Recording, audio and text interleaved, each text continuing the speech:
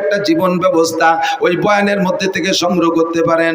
আমি যত বয়ান করি আমার একটা খেয়াল রাখি যে এক জায়গায় একই কথা বারবার বললে মানুষের চর্বিত চর্বণ মনে করবে, তবে সেই বয়তে যে আসল কথাগুলো বলবো না তা না।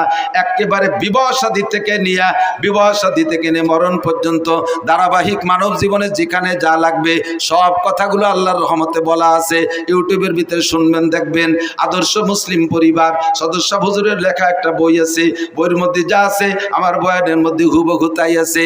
ব্যক্তি জীবন কিভাবে চলবেন, রাজনীতি কিভাবে করবেন, খেত খামার কিভাবে করবেন, জেনারেল পড়াশোনা কিভাবে করবেন, বিবাহ শাদী কিভাবে করবেন, দাম্পত্য জীবন কিভাবে কাটাইবেন, নামাজ কেমন করে পড়বেন, নামাজের মধ্যে কঠিন কঠিন টুকিটাকি মাসালা আছে, এগুলো নষ্ট হওয়ার কারণে কি সমস্যা, রোজা কিভাবে রাখবেন, হজের মাসালাগুলো সব বলা আছে।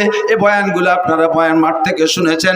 আল্লাহ পাক জিজ্ঞেস করবে মাদা আবিলা বিমা আলিমা, এতদিন পর্যন্ত যা শুনেছো এরপর আমল কতটুকু করছো বান্দা একটু বলে যাও।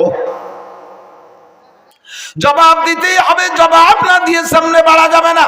যা বলতে চাইছি, আমার আপনার জিন্দেগিতে যত ইবাদত বন্দেগি করি না কেন, আউয়ালু মা ইউহাসাবু বিহিল আবদু ইয়াউমাল কিয়ামাতিস সালাহ, হাসরের মাঠে সর্বপ্রথম জিজ্ঞাসা হবে নামাজ। একটু জোরে বলেন কি? সবাই বলছেন কি? নামাজ কি? নামাজ সম্পর্কে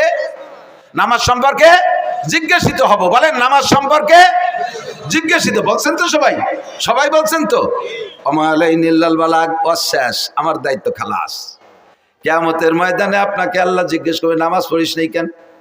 আপনি বলে আল্লাহ আমরা কত ভালো মানুষ তুমি জানো না, এই হুজুরকে ডাকিয়ে নিয়েছি মোটা টাহাই দিয়ে, এত বড় বড় হুজুর, আল্লাহ মাতু দার কুমকুমাতু নারকেলা গাছের তোড়, হাওড়ার ব্রিজ, তাল গাছের গোড়া, বাজারের মোড়া, রইসু সায়াতিন, আন্তর্জাতিক গতি সম্পন্ন কত তাই দিয়ে পোস্টার ভরি ফেলাইছে। সেই হুজুররা এসে দুনিয়ার গালগপ পরে চলে গেছে, কোনোদিন নামাজের কথাটা কইনি। যদি একবার কইতো তাহলে নামাজটা ভরি আমিও ছাড়ি। হুজুরকে অ্যাটাক করবেন, আমাকে ধরবেন, যে হুজুরা নামাজের কথা বলে নাই। সেদিন আল্লাহ বলবে আমাকে, এ মৌলানা খালি খাইয়ে দিয়ে পয়সা নিয়ে চলে এসেছে নাকি, নামাজের কথা কইস নাই কেন? আমি বলে আল্লাহ অবশ্যই বলছি। তুমি বিশ্বাসটা হয় ওর আমল নামা দেখো। এবার আমল নামা খুলে দেখবে, তার ভিতরে অডিও ভিডিও সব আছে। মায়াল ফিজুমিন কাউলিন ইল্লা লাদাইহি রাকিবুন আতীদ, মুখ থেকে যে কথাটা বের করবেন অন্তরে হাজারো খারাপ কুকল্পনা করলে আল্লাহ ফেরেশতাদেরকে আমল নামায় লিখতে দেয় না।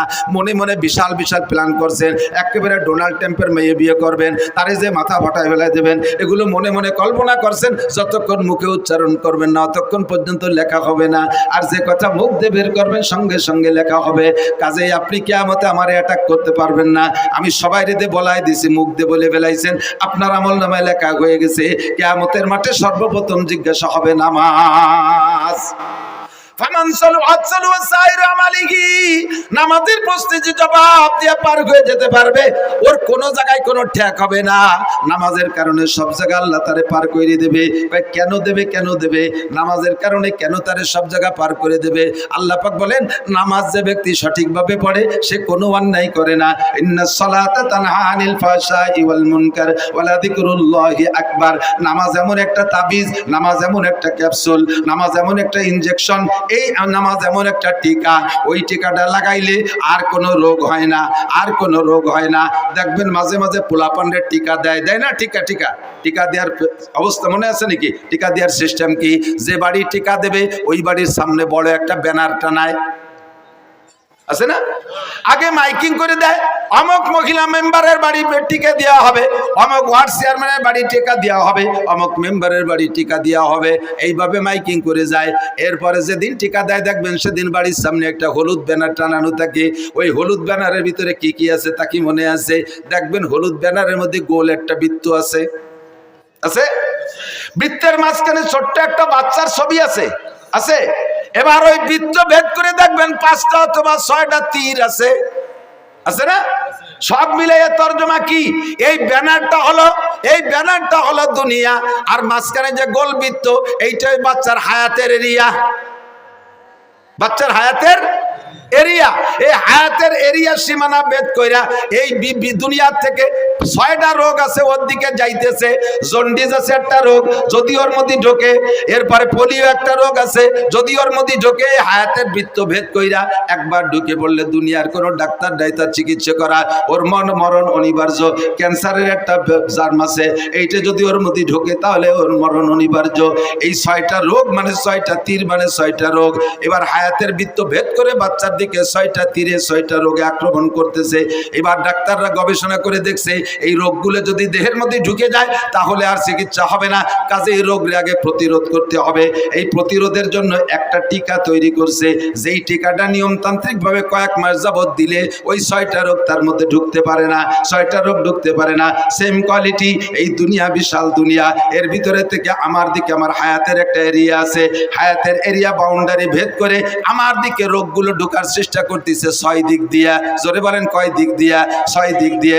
ব্যক্তি জীবন, পারিবারিক জীবন, সামাজিক জীবন, অর্থনৈতিক জীবন, রাজনৈতিক জীবন, আন্তর্জাতিক জীবন। ব্যক্তি জীবন দিয়ে রোগ, পারিবারিক জীবনের রোগ, সামাজিক জীবনের রোগ, অর্থনৈতিক জীবনের রোগ, রাজনৈতিক জীবনের রোগ, আন্তর্জাতিক জীবনের রোগ। এই 6টা রোগ আমার দিকে ঢোকার চেষ্টা করে।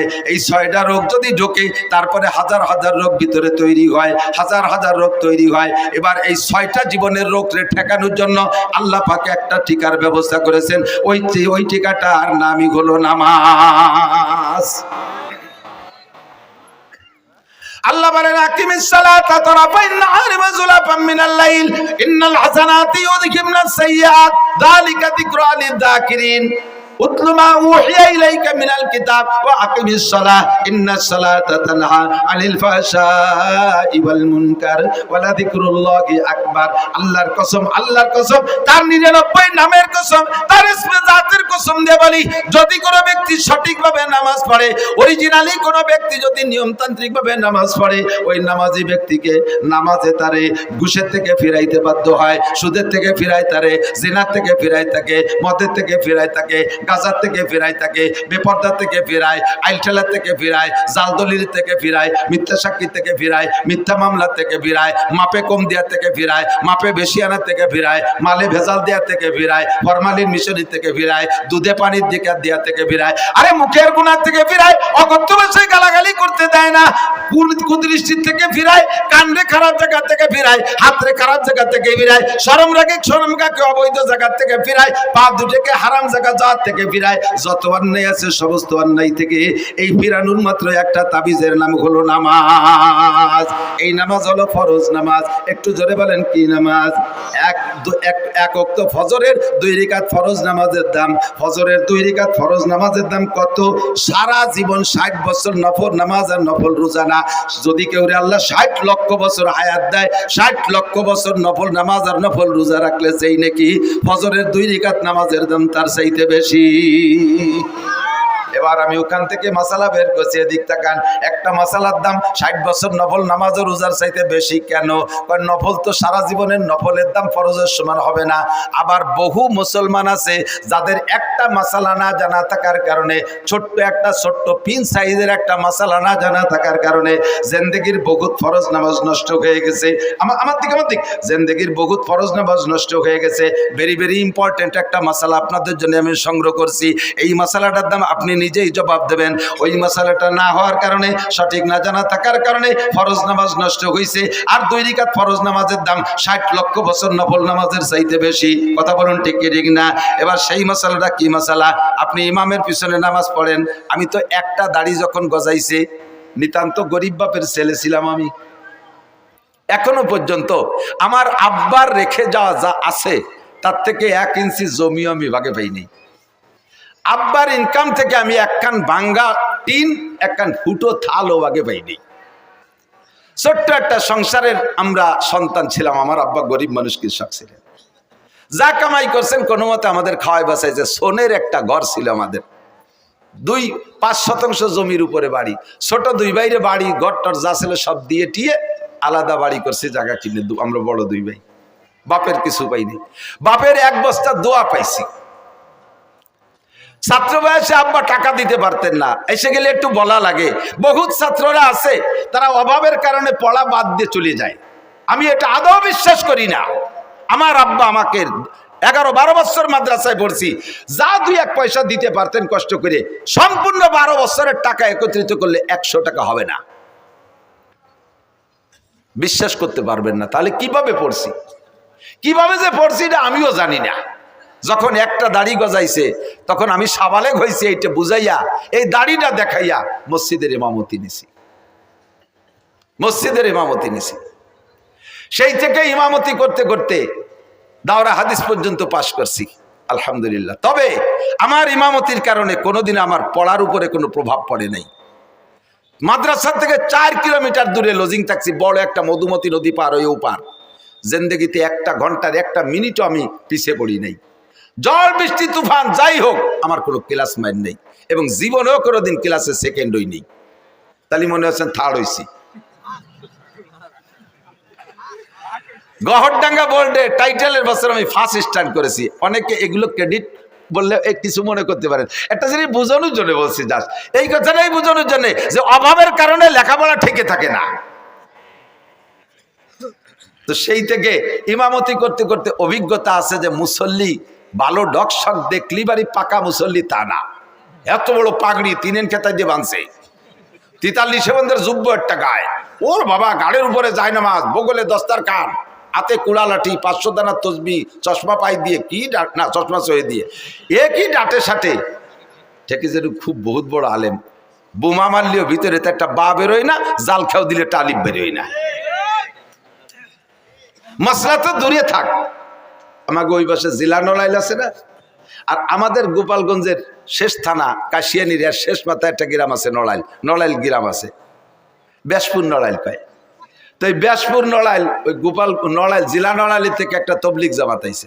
এই তবলিগ জামাত আইসা এক মসজিদে 3 দিন 3-4 বুড়োরে টার্গেট করছে। যুবকদের যা পড়াইছে পারছে, বুড়োকে তো বেরেন কম, 4 বুড়োরে ধরছে। কাকা মশলা মশাইল কি দেখি জানেন? কিচ্ছু না, নামাজ পড়তে পড়তে কপালে দাগ হয়ে গেছে, আলহামদুলিল্লাহ তো জানেই না, আরো কতটা জানে না, তা শুনলে আশ্চর্য হবেন। এই 4 বুড়ো কলেমায় তো এবাও জানে না। লাস্টে যে ধরা পড়ছে কলেমায় তো এবার, যখন ইন্টারভিউ নিয়েছে দেয় যে বুড়োরা কলেমাই পড়তে পারে না। আমি সব বলে কাজটা করছেন কি, আজ বাদে কাল যাবেন মরিয়ে, কাল নাও আসতে পারে, আজও মরতে পারেন।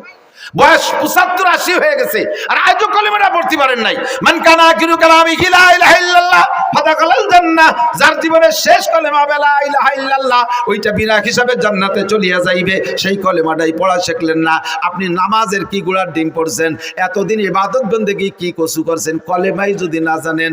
এই 3 বুড়ো 4 বুড়োরে নিয়ে 4 দিন পর্যন্ত আমির সাহেব কলেমার মস্ক করাইছে। এই যে দেখ 500 না পাল্টিয়েছে, যত খুদকুড়ো কাটা সামনে বসে জীবন বই ওয়াজ করবো কি কসু। শিক্ষিত জ্ঞানী গুণী ভালো মানুষ যদি সামনে বসে, তাদের দিক নজর পড়ে ওয়াজের কোয়ালিটি সেই রকম হয়।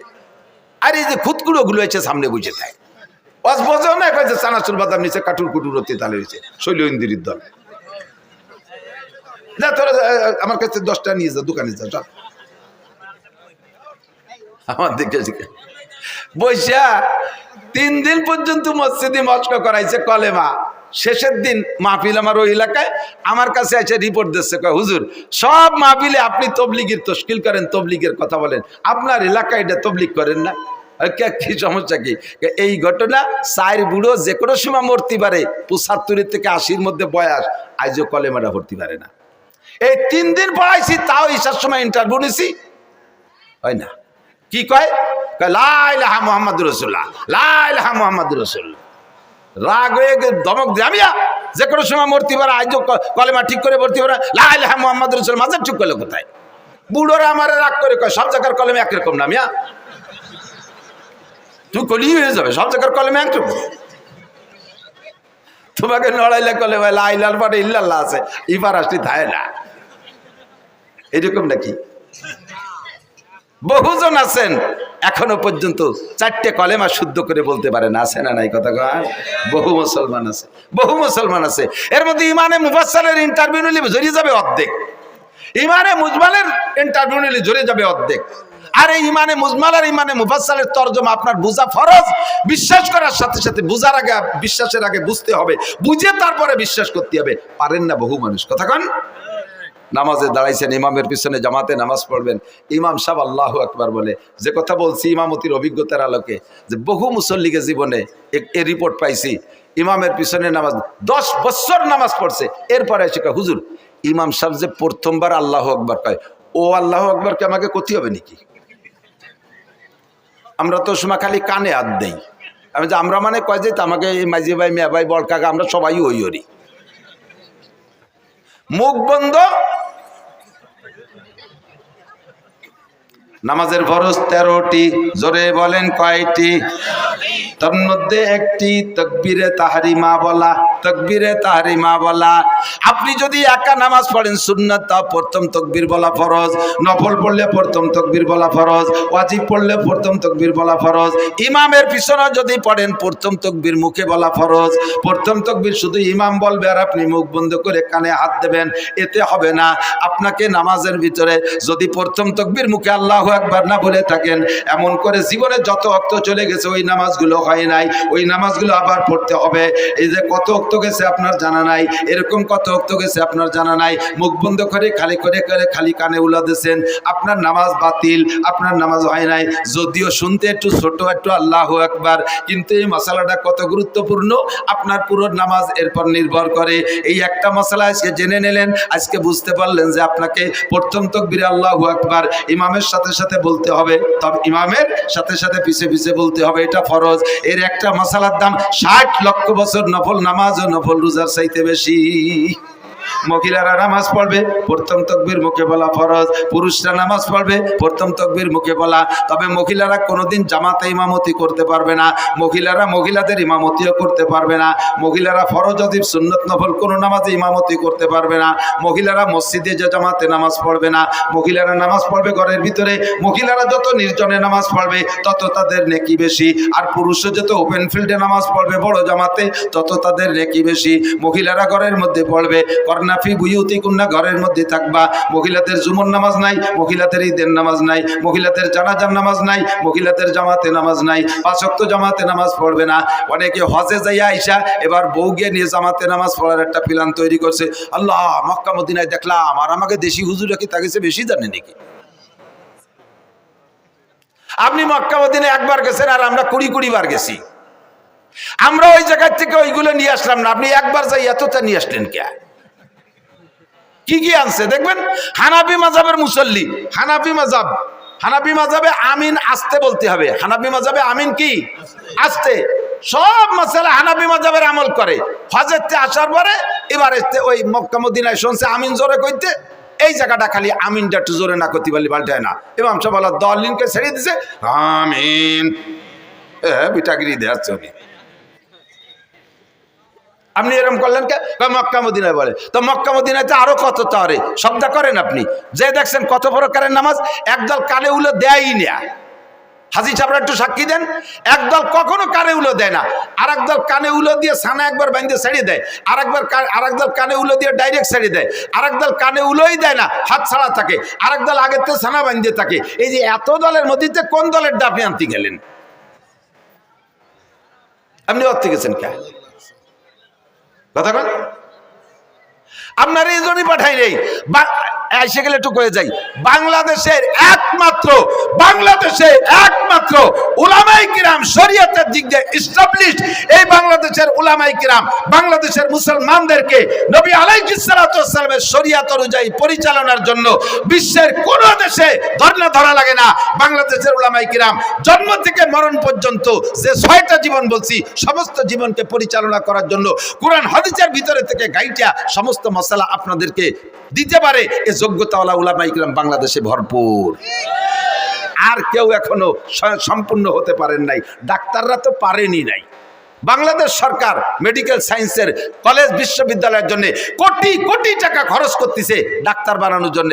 যেই সরকারি ওই মেডিকেল সায়েন্সের কলেজের জন্য টাকা দিয়ে ছেলেদেরকে পড়ায় ডাক্তার বানাচ্ছে, সেই সরকারি ওই কলেজের ডাক্তার প্রফেসরের কাছে ওষুধ খায় না, উনি চলে যায় India, Madras, Chennai, Singapore, London, বাইরে যে ওষুধ খেয়ে আসে। তো তুমি যাকে ডাক্তার বানাইলে তারা কি গুড়ার ঘাস কাটতেছে? কি ডাক্তার বানাইলে যে তাদের কাছে তোমার আত্মবিশ্বাস ওষুধ খাইতে? এখনো পর্যন্ত সেনাবাহিনী পূর্ণাঙ্গ হতে পারে নাই। সেনাবাহিনীর অফিসারকে আমেরিকা প্রশিক্ষণে পাঠাইতে হয়, ইন্ডিয়া পাঠাইতে হয়, চায়না পাঠাইতে হয়, সে জগতে কোটি কোটি টাকা খরচ হচ্ছে, এখনো পর্যন্ত সেখান থেকে সুফল আসে নাই। একটা অস্ত্র বানাইতে পারে না, একটা ড্রোন বানাইতে পারে না, একটা বন্দুক রাইফেল বানাতে পারে না, একটা গুলি বানাতে পারে না, একটা সুর ভাষা ফুটো উঠতে দিতে পারে না। কতক্ষণ কোন মেশিন বানাতে পারে? আল্লাহর রহমতে বাংলাদেশের উলামায়ে কেরাম শরিয়াতের এ টু জেড তৈরি করতে পারে। এর জন্য বিদেশে মক্কা মদিনায় যাওয়া লাগবে না। নিজেরা পারেন না বলে মনে হচ্ছে হুজুররা পারে না, তাই মনে হয় না। আলমাবিয়া কিছু আল্লাহ নাফসি। আমি মাঝে মাঝে কই না তামাশা হয়ে একেবারে সচক্ষে দেখছি। যাইতেছি আমি চট্টগ্রাম, ঢাকার থেকে ফ্লাইটে যাব, এয়ারপোর্টে ঢুকছি, দেখি যে বাংলাদেশি টাইগাররা বিদেশে যাচ্ছে। টাইগার ক্রিকেটের টাইগার।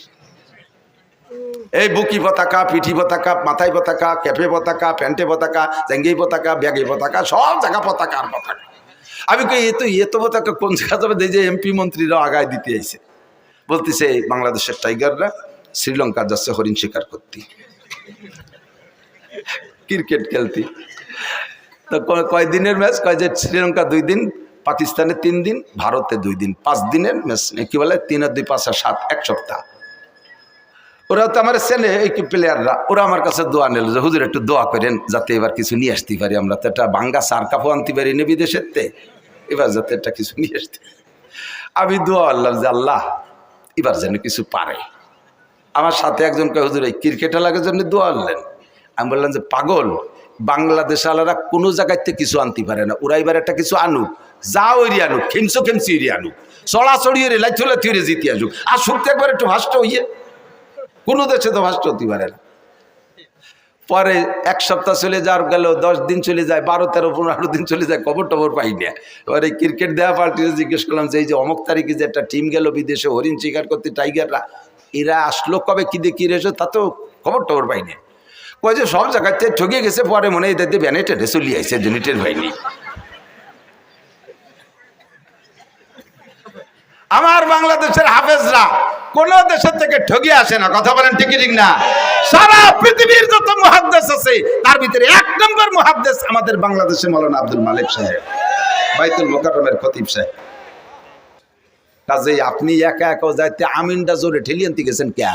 আমিন জোরে হবে না, আসতে হবে বাইতুল মুকাররমের খতিব সাহেবের কাছে শুনিয়ে আসেন।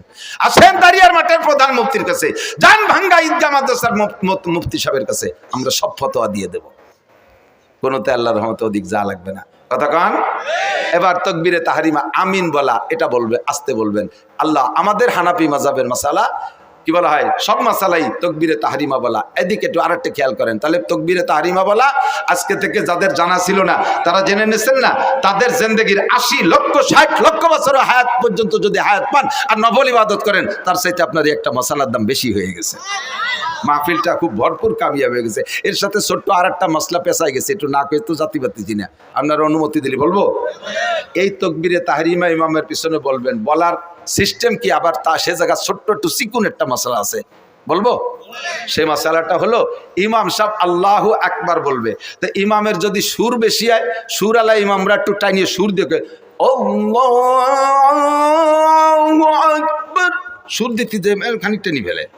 আবার জামাত যদি বড় হয় তাহলে পিছন পর্যন্ত তাকবীর পৌঁছতে হবে, যেন একটু টাইনিয়ে কয় আল্লাহু আকবার। তো ইমাম আল্লাহ কই হারে টানতিছে, আপনি মনে হচ্ছে অনুমতি দিয়েছেন, আপনি শটে মেরিয়ে দিয়েছেন। আল্লাহু আকবার। এই জায়গায় অ্যাক্সিডেন্ট কি হয়েছে মনে রাখবেন, ইমামের আল্লাহু আকবারের র শেষ হওয়ার আগে যদি আপনার আল্লাহু আকবারের র শেষ হয়ে যায়, আপনার ইক্তেদা সহি হয় নাই, ওই ওয়াক্তের নামাজ বাতিল। মজলিসু ফিকিন খায়রুম মিন ইবাদাতি 60 সানা। এর একটা মাসালা শোনা এবং শিখা 60 বছর নফল নামাজ রোজার চাইতে কম না বেশি? জোরে কান, কম না বেশি? এই জন্য দোস্ত বলতে যে অনেক দুঃখ সরে চলে আসছে, আর কিছু মাসালা বলা হয়ে গেছে, সাথে আর একটা মাসালা না বলে পারতেছি না। মশালার মধ্যে ঢুকলে খালি আমার ভেস্তেজের পড়াইতে মনে চায়। উলামায়ে কেরামের কাছে চর্বিতে চর্বণ মনে হচ্ছে। আমি অনুরোধ করবো আইম্মায়ে মাসাজিদ যারা আছেন, মসজিদের ইমাম যারা আছেন, জুমার দিনে আপনি লম্বা লম্বা কিস্সা কাহিনীর বয়ান বাদ দিয়ে দুই পদ্ধতিতে বয়ান করতে পারেন। জীবনে কোনোদিন আপনার বয়ান ফুরবে না, জীবনেও কোনোদিন বয়ান ফুরবে না। এক পদ্ধতি হলো কোরআন শরীফের তর্জমা, ধারাবাহিক এক দার্সের তর্জমা।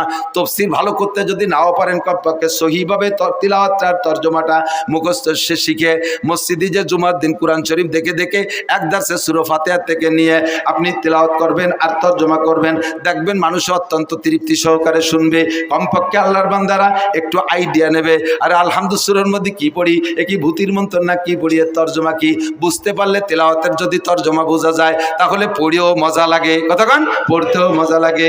আপনি যখন সূরা ফাতিহা পড়বেন আলহামদুলিল্লাহি রাব্বিল আলামিন, এইটা কি পড়লেন তর্জমা জানেন না, টপাটপ করে পড়ে গেছেন। যদি আপনি বোঝেন যে আপনি কি বলছেন, আলহামদুলিল্লাহি রাব্বিল আলামিন, সমস্ত প্রশংসা আল্লাহর জন্য যিনি রব্বুল আলামিন, সারা জগতের প্রতিপালক। আপনি যখন সূরা ফাতিহার এই আয়াত পড়বেন তর্জমাটা আপনার মাথার মধ্যে চলে আসবে, মনের মধ্যে একটা মজা পাবেন। কারণ আল্লাহ আপনার সামনে, আপনি আল্লাহকে বলতেছেন আল্লাহ তুমি রব্বুল আলামিন, সমস্ত প্রশংসা তোমার জন্য।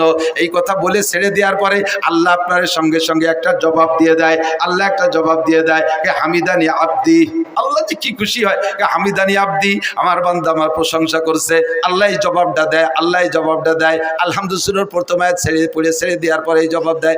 এরপরে বলবেন আর রহমানির রহিম, ও আল্লাহ তুমি রহমান এবং তুমি রহিম, পরম করুণাময় মেহেরবান দয়ালু দাতা তুমি আল্লাহ। বলার সঙ্গে সঙ্গে আল্লাহ পাক বলেন আসনা আলাইয়া আব্দি, ওয়েলকাম, থ্যাংক ইউ, আমার বান্দা আমার প্রশংসা করেছে, যথোপযুক্ত প্রশংসা করেছে। আর রহমানির রহিম বলার পরে আল্লাহ জবটা কিন্তু দেয় মালিক ইয়াউমিদ্দিন, বলার পরে আল্লাহ কয় সাদাকা আব্দি, থ্যাংক ইউ বান্দা, সত্য কথা বলেছো। মালিক ইয়াউমিদ্দিনের মানে আপনি বুঝে নেন বিচার দিনের মালিককে, বিচার দিনের মালিক তুমি আল্লাহ, মালিক ইয়াউমিদ্দিন। এরপরে বলছে এ কথার পরে আল্লাহ কয় সাদাকা আব্দি, বান্দা সত্য কথা বলেছিস। বিচার দিনের মালিক ডক্টর ইউনূস না, বিচার দিনের মালিক তোদের প্রেসিডেন্ট প্রধানমন্ত্রী না, বিচার দিনের মালিক তোদের বাংলাদেশের হাইকোর্টের সুপ্রিম কোর্টের বিচারপতি না। আরে বিচার দিনের মালিক জোরে বলেন কে? মালিক ইয়াউমিদ্দিনের মধ্যে তাই বলছেন, কথা কি মনে থাকবে? এরপরে বলছেন ইয়াকা নাবুদু ওয়া ইয়াকা নাস্তাঈন, আল্লাহ ইবাদত তোমারই করি, ইয়াকা নাবুদু তোমার ইবাদত করি, ওয়া ইয়াকা নাস্তাঈন সাহায্য চাইলে তোমারই কাছে চাই। জোরে বলেন সাহায্য কার কাছে? দুনিয়ার কোন রাজা বাদশার কাছে চাই না, কোন কোটিপতি শিল্পপতি রাষ্ট্রপতি ভগ্নিপতির কাছে আমরা সাহায্য চাই না। নাস্তাঈন আল্লাহ তোমার কাছে সাহায্য চাই। এই আয়াতটার মধ্যে দুইটা অংশ লক্ষ্য করেছেন নাকি? একটা হলো ইয়াকা নাবুদু তোমার ইবাদত করি, আর একটা হলো ইয়াকা নাস্তাঈন আমরা সাহায্য চাই। আয়াতটার ভিতরে দুইটা অংশে আল্লাহকে হাজা বাইনি ওয়া বাইনা আব্দি, এই আয়াতটার মধ্যে দুই ভাগ হয়ে গেছে, অর্ধেক আমার আর অর্ধেক বান্দার। ইয়াকা নাবুদু আল্লাহর, নাস্তাঈন সাহায্য চাই আমার জন্য। আল্লাহকে এই আয়াতটা দুই ভাগ হয়ে গেছে, অর্ধেক আমার আর অর্ধেক আমার বান্দার। ওয়ালি আব্দি মা সালা, কাজে আমি জবাব দিলাম আমার বান্দা যা চাইতেছে সাহায্য সব আমি তারে দিয়ে দিলাম। এরপরে কি সাহায্য চাইবেন, একটু সাহায্যের নাম কোন? সাহায্য কি চাইছেন? আপনি বলছেন ইহদিনাস সিরাতাল মুস্তাকিম। আল্লাহ বাংলাদেশে দলের অভাব নাই, আমলিগ বিএনপি জামাত জাতীয় পার্টি ৮৮ চন্দ্রবড়া মানিকগঞ্জ সুরেশ্বর ভোজেশ্বর ইনায়েতপুর বাহাদুরপুর শরীয়তপুর মাদারীপুর ফরিদপুর তবলিগ সরমনাই এতাতি ওয়াজাতি হিজবুত তাওহীদ কাদিয়ানি। এরপরে বাড়াইছে এবার আবাল সরকারের ফাউল সরকার, আবার একটা ফাউল সরকার, কথা বল না কেন? এ আবাল সরকার বাউল না ফাউল? বাউল না ফাউল? ওরা যারা ফাউল না করবে সে ফাউল। জাহেল মূর্খ, কত বড় বিয়াদব। আল্লাহ রে কয় কি আল্লাহ কি মুখ দিয়ে কথা কয় না পাছাই দিয়ে কথা কয়?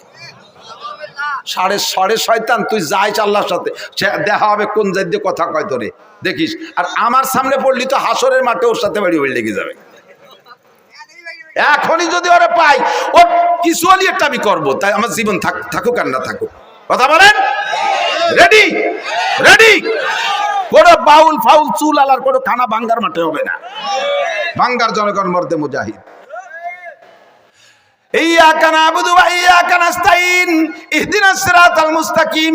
আল্লাহ এত দলের মধ্যে কোন দল যে সঠিক তাই তো বুঝে পারতেছি না। আল্লাহ যে আসে সেই সুন্দর করে বুঝায় কি আমরা সঠিক, আমরা তো বুঝে উঠতে পারতেছি না। দলের তো অভাব নাই। আল্লাহ কোন দল গ্রহণ করব?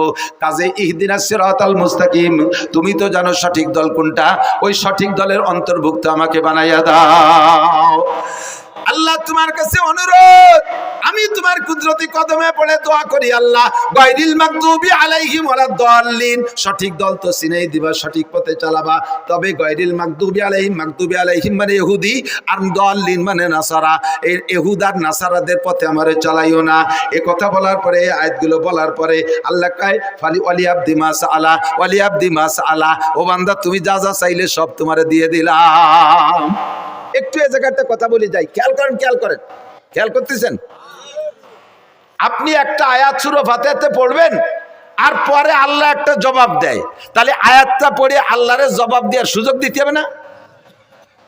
আপনি পড়ে চলে গেছেন আলহামদুলিল্লাহ, হঠাৎ দাল্লিন, কোন ভাগে কি দেখে হঠাৎ দাল্লিন? আল্লাহকে কি চালিত